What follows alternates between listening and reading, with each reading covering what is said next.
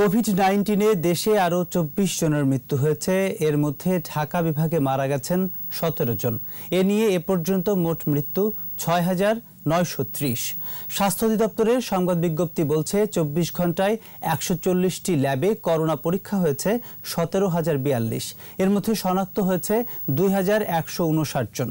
মোট শনাক্ত ৪,৮৪,১০৪।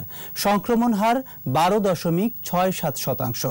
নতুন ৪,৭৭২ সহ সুস্থ হয়েছে ৪,০৫,৯৬৬ জন।